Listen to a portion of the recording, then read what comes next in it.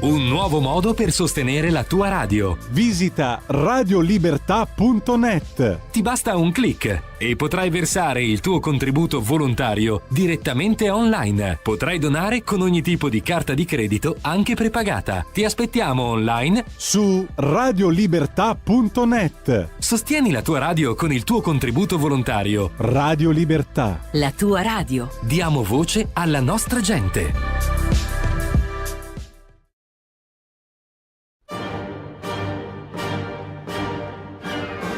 Va ora in onda La piccola città con Carla De Bernardi. Le storie che il cimitero monumentale di Milano racconta. Radio Libertà, la linea torna al direttore Giulio Cainarca e a Carla De Bernardi. Bentrovati. Alla quale cedo subito la linea, dopo aver peraltro ricordato che abbiamo ascoltato il secondo brano musicale, calendario musicale alla mano, 19 febbraio, questa fine settimana scorso, 1841, nasceva a Tortosa in Catalogna il compositore Felipe Pedrell, del quale abbiamo ascoltato un pezzo per pianoforte, Primer Impromptu, opera 18, molto, molto interessante, credo, per chi segue e per chi è appassionato alla storia della musica e alla musica in generale. Intanto buongiorno a Carla De Bernardi, che dovrebbe essere, già vedo, anzi non dovrebbe, è con noi. Oggi parliamo di un tema, chiediamo una collaborazione particolare anche al nostro Giulio Cesare Carnelli in regia per fare girare mano a mano le foto di che cosa? Delle grandi edicole del Novecento, nel nostro meraviglioso macrocosmo, macro, enorme macrocosmo del cimitero monumentale. È stato devastato dal vento, tu non hai idea, non vi ho fatto vedere le foto. Si è fatto il bilancio di quella giornata là. Non so se hanno fatto il bilancio, ma insomma il monumentale per 3/4 è transennato con nastro bianco e rosso. Ci sono degli alberi che hanno tirato fuori dalla terra delle radici di 5 metri di diametro, sono crollati su delle sepolture e ha fatto veramente un disastro. La povera edicola besenzanica gli è caduta addosso, quella dei buoi, tutta l'impalcatura, insomma un danno credo veramente grande, da rimediare non così facilmente, e stringe il cuore perché vedi che c'è un danneggiamento molto profondo, ecco, del monumentale, e questo molto ci dispiace. Detto questo, sì, oggi parlavamo, intanto buona settimana a tutti, buongiorno a tutti, parliamo delle grandi edicole del Novecento, insomma di un po' di tutto il periodo del Novecento, perché gli architetti che avevamo nominato durante una durante un'altra trasmissione, mi ero ripromessa poi di far vedere le loro opere. Quindi adesso appunto io chiedo alla regia, quando mi fa vedere un'opera, di lasciarmela lì qualche istante, perché così evito di saltellare da una all'altra, perché insomma l'argomento è abbastanza pesante, non è proprio soltanto un racconto narrativo, c'è da dare anche delle informazioni, diciamo, storico-artistiche. E quindi salteremo anche attraverso i decenni, gli anni 30, gli anni 40, gli anni 70, gli anni 50. Ovviamente non sarà esaustiva, perché non lo può essere, perché c'è molto più di quello che riusciremo a vedere, però cominciamo con l'edicola Girola. L'edicola Girola è di Portaluppi, Piero Portaluppi, che lavorava per Girola, che era un imprenditore nel ramo delle centrali idroelettriche, e Portaluppi sappiamo che è stato detto molte volte che era molto molto eclettico, faceva delle cose strane sia in architettura che nel design, non so, ha disegnato una scrivania con 1000 cassetti, poi faceva le caricature, poi girava film, insomma era veramente molto eclettico, e per Girola fa questa come dire, maestosa e magniloquente edicola con delle scritte in latino, con questo grande portale ad arco e con dei bassorilievi di Giannino Castiglioni. Quello che vediamo qui è il disegno d'archivio proprio dell'archivio Portaluppi, e sul lato vediamo il seminatore di Castiglioni. La Girola, scusa che mi sono segnata le date, risale al 44-45, quindi siamo poco prima che finisca la guerra, poco prima del dopoguerra. Quando, ecco, poi passiamo all'edicola Achille. L'edicola Achille è bellissima ed è il frutto della collaborazione di 3 pezzi da 90, e cioè Luigi Figini e Gino Pollini, architetti razionalisti, e Fausto Melotti. Melotti, scusa che prendo una matita, era il genero di Pollini, sì, mi sembra, comunque erano imparentati. Diciamo che Figini e Pollini a Milano hanno fatto delle cose strepitose, era veramente una coppia di architetti razionalisti molto molto capaci, ecco, e creativamente, artisticamente, oltre che come lavoro proprio di semplice architettura. E qui fanno questo sacello di marmo di Candoglia, lo vedete che ha delle sfumature rosa perché è il marmo del Duomo, questo sacello che è sollevato da terra, e questo è diciamo, un artificio che lo rende leggerissimo, perché sarebbe un cubo pesantissimo di marmo se non fosse sollevato da terra di quel tanto che gli permette di fluttuare e di perdere tutta la sua pesantezza. L'angelo neobarocco in direi rame piegato a fare questo panneggio era dorato, la doratura si è persa, ed è di, ve l'ho detto poco fa, di oh porco cane, Melotti, Fausto Melotti. È un'opera bellissima e risale, l'Achille, mo vi dico quando risale, al 50-52. Aspetta che mi cancello le cose mano male che le vedo, se no le devo poi sempre ricercare. Quindi siamo negli anni 50, Girola negli anni 40. Questa è di Gio Ponti. Tra l'altro tutti scrivono Gio con l'accento, io invito tutti a scrivere Gio senza accento, perché sono stata redarguita una volta e me lo ricorderò per sempre. Questo è un parallelepipedo molto semplice che è scandito dalla diversità dei marmi, vedete le sfumature, e ha alcune caratteristiche decorative particolari. Intanto la parte alta è un acrotero, gli acroteri erano queste decorazioni dei templi greci che finivano il tempio e sono delle specie di, come si chiama, quelli per far scendere, di grondaie. E lui fa questo acrotero di bronzo e lo piazza sopra un parallelepipedo di marmo. Anche qui siamo proprio nello stile novecentista. Poi c'è questa lunga croce che ha il braccio verticale molto più lungo del braccio orizzontale, anche questo è significativo. I due portali sono molto belli, sono di bronzo, all'interno è tutto in travertino, anche l'altare fatto tutto da Gio senza 100 ponti, e poi ci sono questi due angeli a basso rilievo, anzi ad alto rilievo, di Libero Andreotti, uno scultore di quegli anni. E diciamo che anche questa edicola è un capolavoro ed è del 31. Gio Ponti ha fatto un'altra edicola al Monumentale e poi lui è sepolto al Monumentale. Alcuni di questi architetti sono sepolti al Monumentale. Questo che vedete è, aspetta che mi siete scappati, questo è il retro del grande arcangelo Gabriele che sta annunciando a Maria che sarà madre.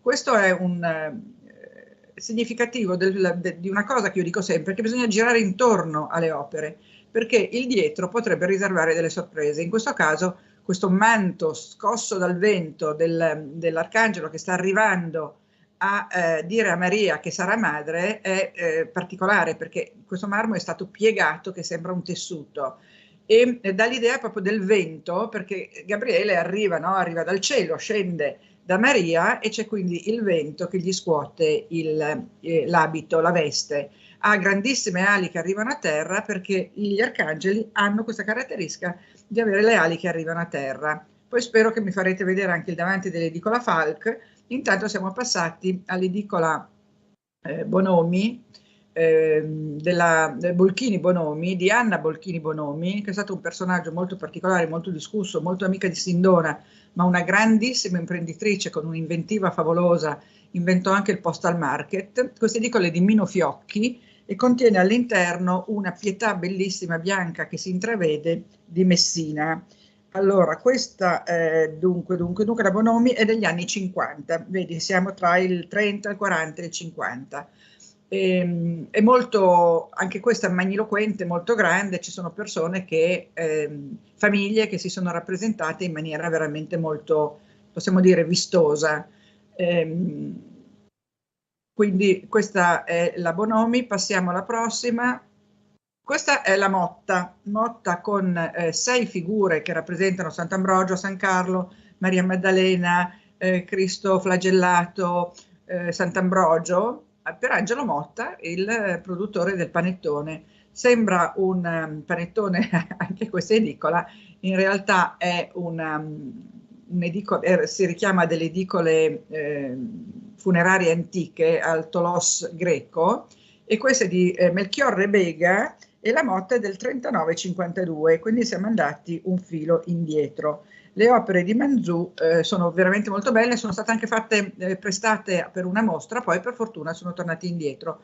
Io non ero sicurissima. Questa è la Falck vista da davanti, l'architetto è sempre Mino Fiocchi, e vedete il gruppo è marmoreo di Giannino Castiglioni, è un tondo dove c'è e l'Annunciazione e la Pietà, quindi tutta la storia di Cristo in un unico gruppo, che non si vede frequentemente. Io non ho in mente altre opere in cui Annunciazione e Pietà con il Cristo deposto sono messe insieme, tant'è che l'angelo non ha in mano il giglio della purezza, perché non sta annunciando a Maria che è ancora pura la nascita, ma siamo già arrivati alla fine della vicenda.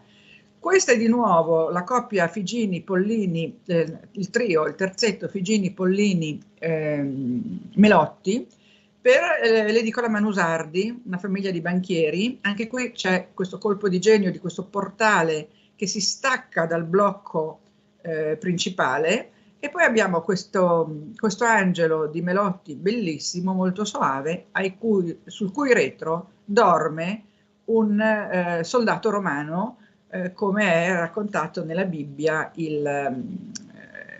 la vicenda di Gesù, no? I soldati che si addormentano. L'edicola Girola l'abbiamo vista prima, qui la vediamo di fronte, la vedete in tutta la sua grandiosità, è molto molto alta, ed è nel reparto 20, che fa parte dei reparti nuovi del Monumentale. Negli anni 30, non a caso molte di queste opere sono in quella zona, perché negli anni 30 viene annesso al Monumentale, vengono annesse 4 sezioni, 17, 18, 19 e 20, che risalendo appunto al trentennio del Novecento, hanno caratteristiche diverse da quelle della, chiamiamolo, recinto storico Maciachini, che è molto più ottocentesco. I reparti esterni di Ponente, si chiamano così, hanno proprio tutto un altro stile. Ecco, qui vedete bene il gruppo per l'edicola Falck di Castiglioni, è veramente sublime. Vediamo cosa mi fate vedere d'altro. Questa è la pietà la deposizione, io direi più che una pietà, o entrambe, di Messina per l'edicola Bonomi Bolchini, poi anche Campanini, perché la Bonomi Bolchini era figlia di Carlo Campanini. Questa è la Rizzoli, bellissima, anche qui hanno operato in 3, e cioè Giannino Castiglioni per quegli angeli fanciulli che reggono il tetto come se fosse un cielo, vedete, hanno messo questi vetri, questi cristalli che simulano il cielo, poi fa anche dei bassorilievi sui lati Castiglioni, ma l'opera, che è ottagonale, è fatta dai suoi figli Achille e Pier Giacomo, famosissimi designer. E l'ottagono, l'8, è un numero simbolico che rappresenta l'eternità, veniva usato anche nei battisteri e nelle vasche termali per i battesimi, perché un tempo i battesimi si facevano in grandi vasche, non si facevano nei piccoli battisteri di oggi. Questa è l'unica opera di Luigi Caccia Dominioni, che è morto pochissimi anni fa, mi pare un paio, a 103 anni o a 104 anni, e l'edicola Penagini. Qui si vede proprio l'amore che aveva Caccia Dominioni per le linee stondate. Tutta anche la sua produzione di design ha spesso queste linee. Qui io direi che siamo negli anni 70, francamente non ho trovato la data. Anche qui vedete questa croce con la parte verticale molto più lunga di quella orizzontale, come l'abbiamo vista nella Gioponti, è molto particolare. Questa edicola a me piace molto. Questa è la Caminada di Piero Portaluppi. La Caminada, ve lo dico subito, è del 27, quindi andiamo un po' indietro nel tempo, si vede anche dallo stile, sempre Portaluppi, è molto semplice, è in travertino, però qui non si vede nella foto perché riprodotte sul computer non si vedono bene. C'è un bellissimo portale con delle decorazioni a basso rilievo, molto portaluppiane, perché Portaluppi aveva proprio dei decori molto personali, tra cui le losanghe, sia geometrici che no, E diciamo che Portaluppi ha una cifra molto riconoscibile. Quando vedi un'opera di Portaluppi, se ne hai viste altre, li riconnetti, perché c'è proprio uno stile portaluppiano, io lo chiamo così. Ecco, vedete, questo è proprio l'angelo della Manusardi di Melotti con il soldato romano che dorme. È molto molto bella questa edicola, è appunto sempre nei reparti esterni del 30. Questo è il Mausoleo Palanti, anche qui siamo negli anni 30, il Mausoleo Palanti fatto dall'architetto Palanti. Qui addirittura abbiamo delle grandi colonne littorie e delle scritte molto enfatiche sulla patria, sul sacrificio. Il Mausoleo Palanti è stato donato al comune anni fa ed è un civico mausoleo per questo motivo, e è un piccolo famedio perché dentro ci sono persone famose. Una per tutte, perché la conoscono tutti, è Walter Chiari, poi c'è il papà di Einstein, poi c'è un sindaco che è il sindaco Ferrari, poi c'è Ciro Fontana che è stato un poeta dialettale, poi c'è la Fernanda Wittgens che è stata la prima donna sovrintendente di Brera, quella che ha pensato la grande Brera, che poi tutti vogliono fare ma ancora non è stata fatta. La Conti Saino è sempre di Portaluppi, fatta per Ettore Conti, che era un altro, come si dice, imprenditore nel ramo delle centrali idroelettriche. Conti fu anche un grande mecenate, restaurò e fece restaurare a Portaluppi, con cui era imparentato, adesso non mi ricordo esattamente se era suo genero o qualcosa del genere, comunque erano imparentati, fa fare a Portaluppi il restauro di Santa Maria delle Grazie. Conti, per questo motivo, con la moglie, è seppellito in Santa Maria delle Grazie. Questa che vediamo, che richiama nel laterizio e nel tiburio e nella forma proprio Santa Maria delle Grazie, è della sorella dell'Ettore Conti, e quindi la Conti Saino si chiama. La porcile è bellissima, è stata fatta da Enrico Griffini, qua siamo proprio in pieno Novecento, proprio epoca Novecento. Il Novecento è un movimento fondato artistico, architettonico e letterario, fondato da Margherita Sarfatti. Fu anche l'amante del Duce, come forse molti ricordano, e qui questa edicola Griffini ricorda il museo del Novecento all'Arengario, il Palazzo dell'Arengario, proprio perché Griffini è stato uno degli architetti che ha fatto in Piazza del Duomo i due palazzi gemelli dell'Arengario. L'ha fatto con Muzio, Magistretti e Portaluppi, e se l'avete visto, immagino che i milanesi lo conoscano, il Palazzo dell'Arengario, lo ricorda molto da vicino. Ecco Carla, purtroppo siamo arrivati alla fine, mi tocca a me questa volta fare la spiacevole parte del notaio con il cronometro in mano. Giusto, lo sapevo, sentivo il vostro fiato sul collo. Dobbiamo salutarci qua, Carla. Intanto grazie, come al solito. Queste edicole vanno viste. Io invito sempre tutti a venire con noi al Monumentale. In questo momento particolare, che è ferito il Monumentale, proprio c'ha una ferita profonda, andate a dargli una carezza. Andiamo a dargli una carezza. E potremo parlare di questo settimana l'altra, di quello che è stato il risultato di quella giornata terrificante di vento. Sì, cercherò delle foto, perché io non, guarda, mi ha talmente colpito che io, che fotografo sempre tutto, ho fatto una sola foto, perché guardavo le cose con tale dispiacere e tale emozione che non sono riuscita a fare le foto, ma le andrò a fare. Allora, grazie a Carla De Bernardi, un saluto a tutti. Grazie a voi, grazie Giulio, grazie agli ascoltatori, buona settimana. Tra poco entriamo nel mese di marzo, ci avviamo verso la primavera, evviva il risveglio. Avete ascoltato La Piccola Città.